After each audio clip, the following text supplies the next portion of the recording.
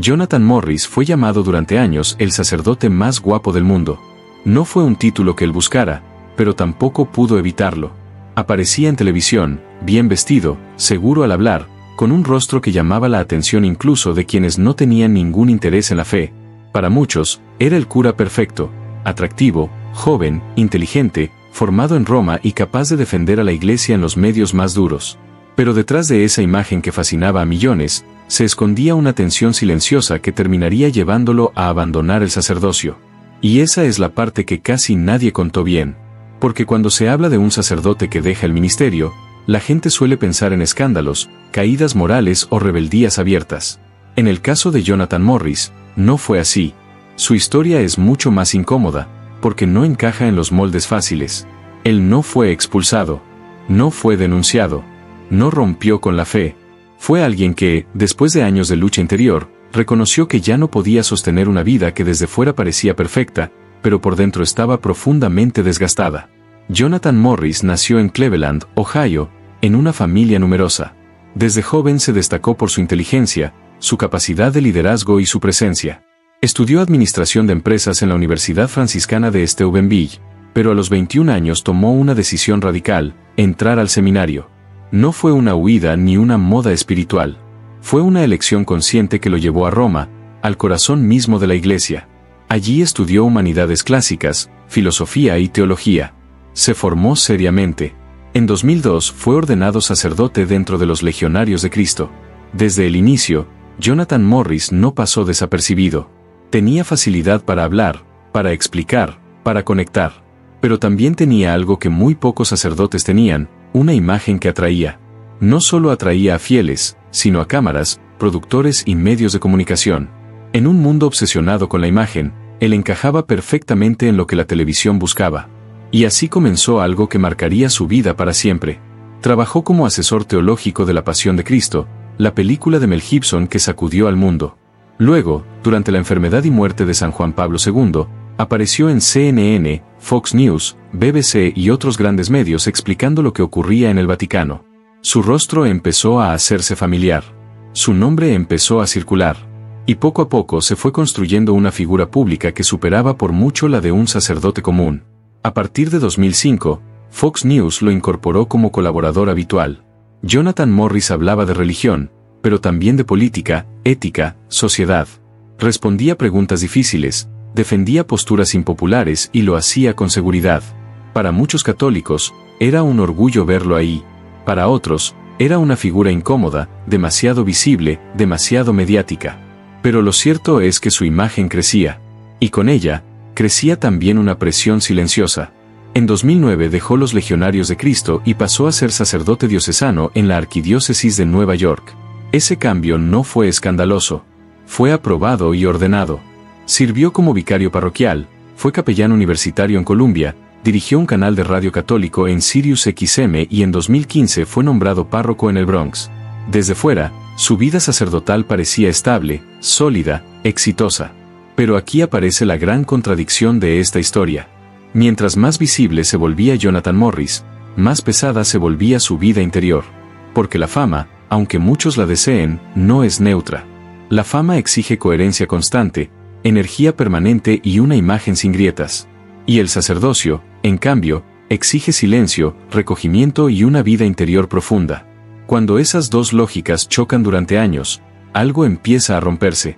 Jonathan Morris empezó a cargar con algo que pocos sacerdotes cargan: ser admirado no solo por su fe, sino por su físico. Ser objeto de comentarios, miradas, idealizaciones. Ser visto como el sacerdote guapo.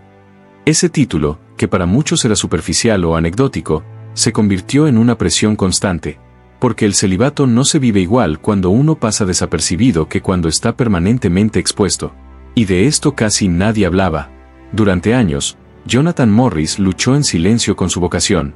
No de manera pública, no con declaraciones dramáticas. Luchó consigo mismo, con directores espirituales, con Dios. Y el punto más difícil de esa lucha fue el celibato. Él mismo lo reconocería después con total claridad. Llevaba años batallando con la imposibilidad de casarse y formar una familia. No dijo que la Iglesia estuviera mal. No atacó la doctrina. Dijo algo mucho más personal y más duro: que él no lograba vivir esa exigencia en paz. Esto es clave para entender la historia. No estamos ante un hombre que rechazó la fe, estamos ante un hombre que reconoció un límite.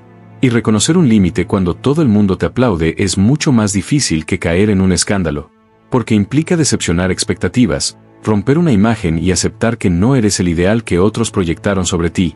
Mientras tanto, Jonathan Morris seguía apareciendo en televisión, seguía siendo invitado, seguía siendo visto como un referente. Y esa es una de las grandes paradojas de esta historia. Por fuera, todo brillaba, por dentro, la lucha se intensificaba. La fama no le dio descanso, le quitó silencio. Y sin silencio, una vocación sacerdotal se debilita, no por falta de fe, sino por exceso de exposición. Finalmente, en mayo de 2019, mientras se encontraba en un año sabático, Jonathan Morris tomó una decisión que venía madurando desde hacía tiempo. Anunció públicamente que había solicitado al Papa Francisco la dispensa del estado clerical. Y fue muy claro en algo que desmontó muchos rumores: su decisión no tenía que ver con una relación existente. No se iba por alguien concreto. Se iba porque buscaba paz espiritual y libertad interior para seguir lo que entendía como la voluntad de Dios para su vida en ese momento. La Iglesia respondió conforme al derecho. El cardenal Timothy Doolin lo retiró del ministerio activo y el Papa concedió la dispensa. No hubo castigo público. No hubo humillación. Hubo una salida ordenada. Y eso, lejos de cerrar la historia, abrió una herida silenciosa en muchos fieles que se preguntaban cómo era posible que alguien tan visible, tan admirado y aparentemente tan fuerte dejara el sacerdocio.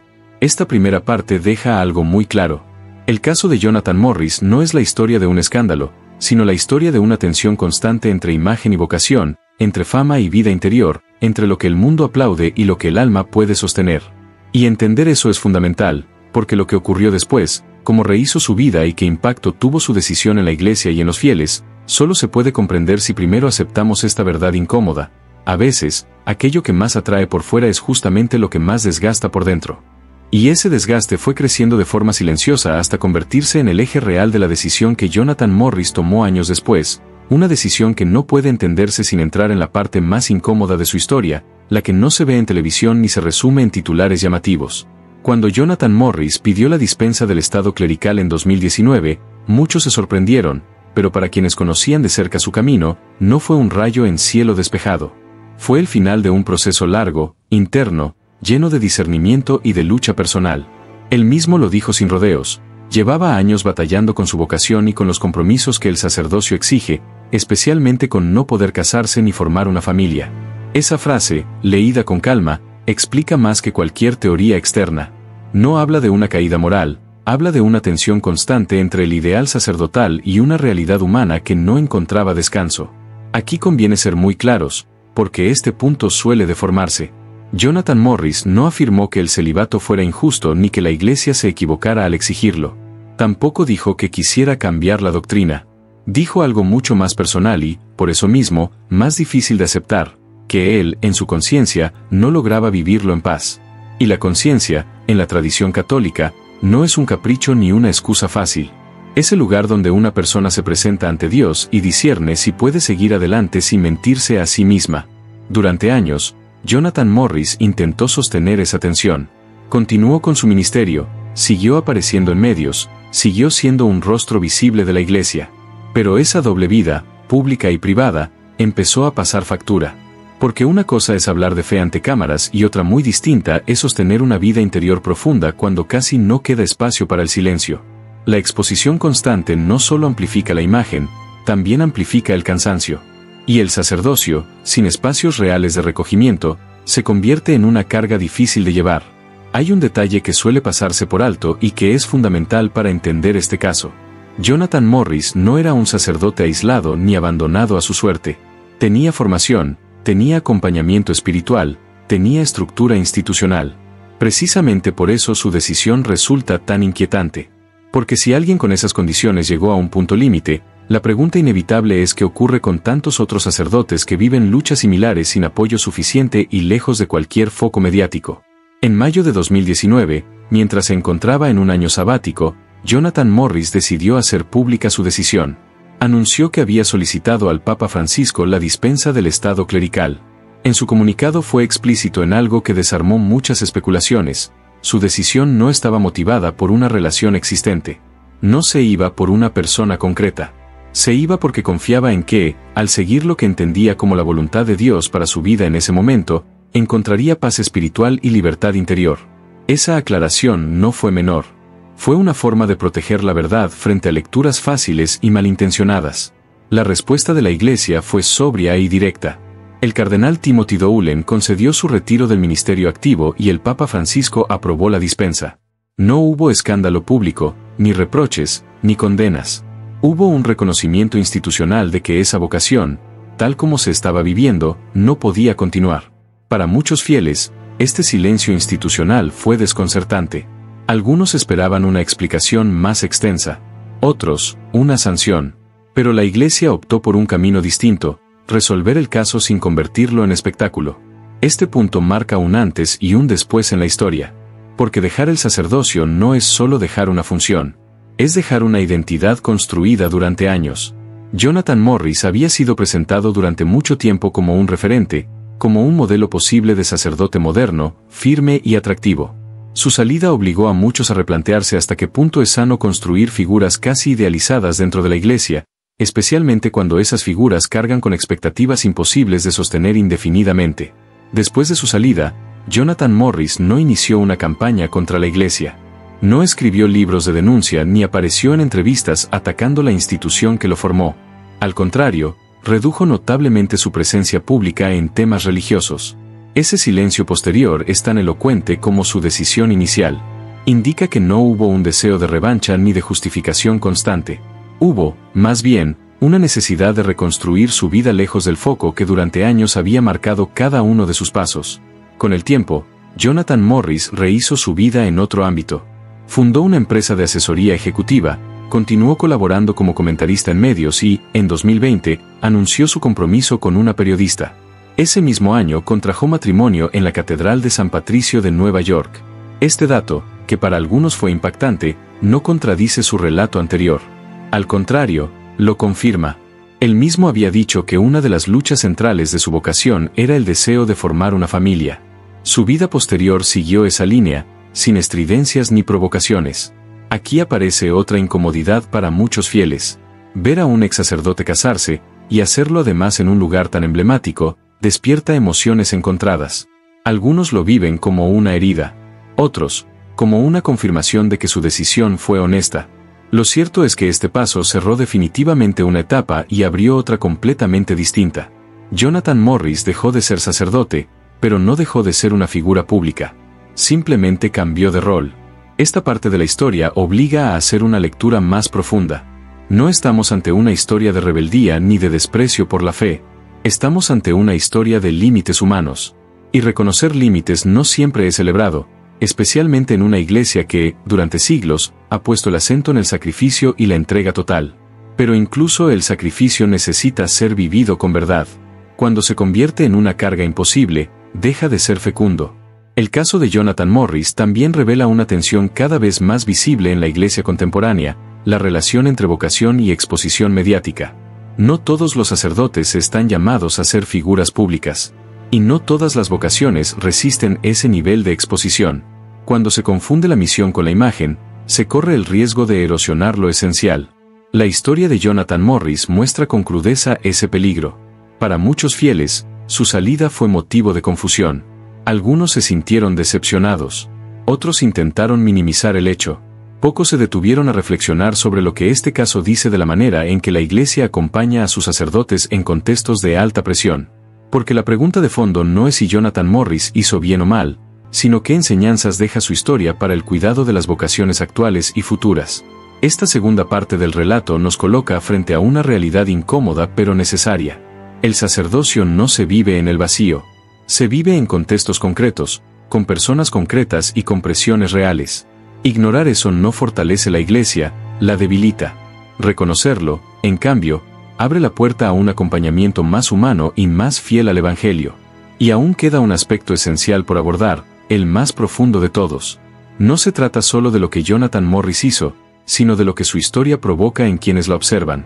¿Qué dice sobre nuestras expectativas, sobre nuestra manera de idealizar, sobre cómo reaccionamos cuando un referente cae o se va? Porque al final, esta historia no habla solo de un sacerdote famoso que dejó el ministerio. Habla de una iglesia que debe aprender a mirar con verdad, sin escándalo ni cinismo, y de fieles que están llamados a responder no con juicio rápido, sino con una reflexión seria que nos prepare para entender el desenlace final de esta historia, un desenlace que todavía tiene algo importante que decirnos. Porque cuando se observa con más calma el impacto que dejó la salida de Jonathan Morris, la historia deja de ser solo la de un sacerdote famoso que abandonó el sacerdocio y se convierte en una pregunta incómoda dirigida a toda la iglesia y a todos los fieles que miraron su caso desde fuera, muchas veces sin detenerse a pensar que revela realmente sobre la vocación, la fragilidad humana y la forma en que hoy se construyen referentes religiosos. Después de su salida formal del sacerdocio y de su matrimonio en 2020, Jonathan Morris desapareció casi por completo del debate eclesial público. Y este dato, aunque parezca menor, es profundamente significativo. No buscó protagonismo a partir de su ruptura. No se presentó como víctima. No se convirtió en un crítico permanente del celibato ni de la iglesia. Eligió una vida distinta, con discreción, sin necesidad de justificar cada paso ante la opinión pública. En un tiempo donde muchos monetizan su pasado religioso atacando a la institución que los formó, su silencio resulta, como mínimo, revelador. Ese silencio obliga a leer su historia con más profundidad. Porque si su salida hubiera sido fruto del resentimiento, de una ideología o de una rebelión contra la fe, lo lógico habría sido verlo multiplicando entrevistas, libros o declaraciones incendiarias. Pero no fue así. Jonathan Morris siguió trabajando, siguió viviendo, siguió adelante, sin necesidad de destruir lo que había sido su pasado sacerdotal. Eso no borra la herida que su salida provocó en muchos fieles, pero sí cambia el tono con el que esa herida debe ser leída. Aquí aparece una verdad que cuesta aceptar: no todas las historias vocacionales terminan como se soñaron al inicio. Y aceptar eso no significa relativizar el sacerdocio ni banalizar la promesa hecha. Significa reconocer que la vocación se vive en una humanidad concreta, con límites reales. Cuando esos límites no se reconocen a tiempo, el daño puede ser mayor. La Iglesia, al conceder una dispensa, no celebra la salida, pero reconoce que forzar la permanencia puede ser espiritualmente destructivo. El caso de Jonathan Morris también deja en evidencia un problema más amplio: la idealización excesiva de ciertas figuras sacerdotales. Durante años fue presentado como el sacerdote moderno perfecto. Guapo, elocuente, preparado, mediático. Ese paquete, que para muchos resultaba atractivo, escondía una trampa silenciosa. Cuando un sacerdote es elevado a símbolo, deja de ser visto como una persona concreta y empieza a cargar con expectativas que no siempre puede sostener. La caída, en esos casos, no es solo personal, es colectiva. Este punto es especialmente importante para la audiencia creyente, porque muchas veces los fieles buscan modelos sin grietas, figuras que nunca duden, nunca se cansen y nunca fallen. Pero esa expectativa no es cristiana. El cristianismo no se construye sobre héroes perfectos, sino sobre hombres frágiles sostenidos por la gracia. Cuando se olvida eso, se termina exigiendo a los sacerdotes una perfección que no corresponde a su condición humana. La historia de Jonathan Morris también invita a revisar la relación entre iglesia y medios de comunicación. No todo sacerdote está llamado a una exposición constante. Y no toda exposición es compatible con una vida interior sólida. La misión evangelizadora no puede reducirse a la presencia mediática. Cuando la agenda pública devora el tiempo de oración, el silencio y el acompañamiento personal, la vocación entra en una zona de riesgo. Este no es un juicio contra la comunicación, sino una advertencia sobre sus límites. Para muchos sacerdotes que hoy viven su ministerio lejos de los focos, la salida de Jonathan Morris fue un golpe silencioso. No porque admiraran su fama, sino porque vieron reflejada una tensión que ellos mismos conocen bien. El cansancio acumulado, la soledad, la presión constante y la dificultad de vivir ciertas exigencias sin un acompañamiento profundo son realidades que existen, aunque no aparezcan en titulares. Este caso puso palabras a una herida que muchos prefieren no nombrar. Desde la perspectiva de los fieles, la reacción ante su salida fue variada. Algunos se sintieron traicionados, otros, confundidos, otros, simplemente decepcionados. Pero pocas veces se escuchó una reflexión serena sobre lo que este caso exige a la comunidad cristiana. Porque no se trata solo de evaluar la decisión de una persona, sino de preguntarse cómo se cuidan hoy las vocaciones, cómo se acompaña el desgaste y cómo se evita que la admiración se convierta en presión destructiva. El título que muchos le dieron, el sacerdote más guapo del mundo, resume de forma cruda el problema. Reducir una vocación a una imagen es peligroso, porque la imagen atrae, pero no sostiene. La vocación se sostiene con oración, con silencio, con acompañamiento y con una vida interior sólida. Cuando la imagen se vuelve más importante que el altar, algo se desordena. Y ese desorden, tarde o temprano, pasa factura. Jonathan Morris no es un caso aislado, pero sí es un caso emblemático. Emblemático porque ocurrió ante los ojos del mundo. Emblemático porque rompió la narrativa fácil del sacerdote que cae por escándalo. Emblemático porque obliga a mirar de frente una verdad incómoda. No basta con tener fe, formación y visibilidad. También se necesita un entorno que cuide, proteja y respete los ritmos humanos de una vocación tan exigente. Esta historia no termina con un juicio definitivo. No termina diciendo si estuvo bien o mal. Termina dejando una pregunta abierta que interpela tanto a la Iglesia como a los fieles. ¿Estamos construyendo vocaciones sólidas o solo figuras admirables? ¿Estamos acompañando personas reales o defendiendo imágenes ideales? La respuesta a esas preguntas no es teórica. Se juega en la forma concreta en que se vive y se cuida el sacerdocio hoy. Al final, la historia de Jonathan Morris no es solo la historia de alguien que abandonó el sacerdocio. Es la historia de una tensión no resuelta entre fama y silencio, entre imagen y vocación, entre expectativa y realidad. Y esa tensión sigue presente. Ignorarla no la hace desaparecer. Mirarla con honestidad, en cambio, puede ayudar a evitar que otras historias terminen del mismo modo. Si este análisis te ayudó a entender mejor lo que hay detrás de este caso, te invito a suscribirte a este canal para seguir profundizando en historias que muchos prefieren simplificar o callar. Comparte este video para que más personas puedan reflexionar sin morbo ni juicios rápidos. Y deja tu comentario, no para condenar ni justificar, sino para aportar desde la fe y la experiencia. Y sobre todo, no olvides algo esencial: reza por las vocaciones, por los sacerdotes que permanecen y también por aquellos que atraviesan crisis silenciosas, porque solo una iglesia que ora, acompaña y mira con verdad puede sostener vocaciones auténticas en un mundo que exige mucho, pero cuida poco.